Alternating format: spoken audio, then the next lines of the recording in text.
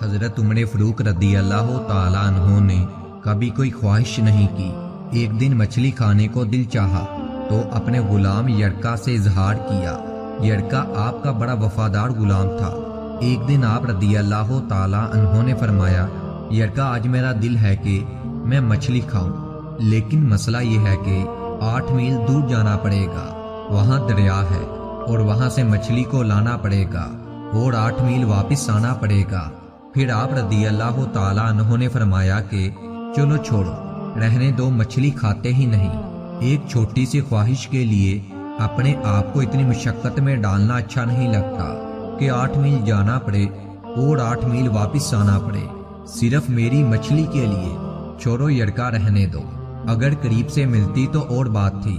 غلام نے کہا کہ میں کئی سالوں سے آپ کا خادم تھا، لیکن کبھی بھی آپ رضی اللہ تعالیٰ عنہ نے کوئی خواہش ہی نہیں کی تھی، پر آج جب آپ نے خواہش کی ہے تو میں نے دل میں خیال کیا کہ حضرت عمر فاروق رضی اللہ تعالیٰ عنہ نے پہلی مرتبہ کوئی خواہش کی ہے اور میں پوری نہ کروں، بھلا ایسے کیسے ہو سکتا ہے؟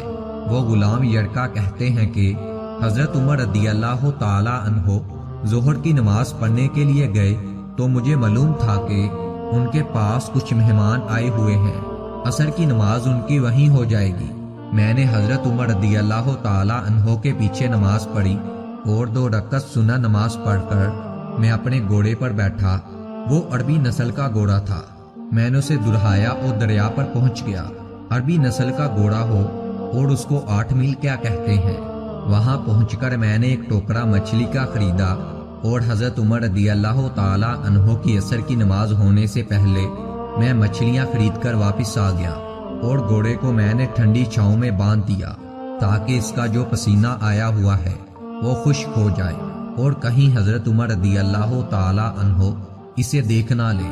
غلام کہتا ہے کہ گھوڑے کا پسینہ تو خشک ہو گیا، پر پسینے کی وجہ سے گرد و غبار گھوڑے پر جم گیا تھا، جو کہ واضح طور پر نظر آ رہا تھا کہ گھوڑا کہیں سفر پر گیا تھا۔ پھر میں نے سوچا کہ حضرت عمر رضی اللہ تعالیٰ عنہ کہیں دیکھ نہ لے۔ میں جلدی سے گھوڑے کو کنویں پر لے گیا، اسے جلدی سے غسل کرایا اور اسے لا کر چھاؤں میں باندھ دیا۔ جب ہماری خواہشات ہوتی ہیں تو کیا حال ہوتا ہے، لیکن یہ خواہش پوری کر کے ڈر رہے ہیں کیونکہ ضمیر زندہ ہے۔ وہ فرماتے ہیں جب عصر کی نماز پڑھ کر حضرت عمر فاروق رضی اللہ تعالیٰ عنہ آئے، میں نے بھی نماز ان کے پیچھے پڑھی تو گھر آئی تو میں نے کہا اللہ نے آپ کی خواہش پوری کر دی ہے، مچھلی کا بندوبست ہو گیا ہے، بس تھوڑی دیر میں مچھلی پکا کر پیش کرتا ہوں۔ غلام کہتے ہیں کہ میں نے یہ لفظ کہے تو جناب عمر فاروق رضی اللہ تعالیٰ عنہ اٹھے اور گھوڑے کے پاس چلے گئے، گھوڑے کی پشت پر ہاتھ پھیرا، اس کی ٹانگوں پر ہاتھ پھیرا اور پھر اس کے کانوں کے پاس گئے اور پھر گھوڑے کا ایک کان اٹھایا اور کہنے لگے یرکا تو نے سارا گھوڑا تو دھو دیا ہے، لیکن گھوڑے کے کانوں کے پیچھے سے پسینہ صاف کرنا تجھے یاد ہی نہیں رہا اور تو یہاں پانی ڈالنا بھول گیا۔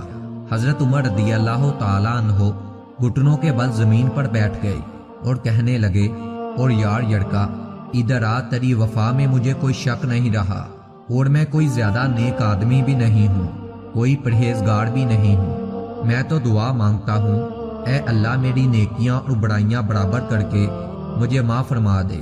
میں نے کوئی زیادہ تقوی اختیار نہیں کیا۔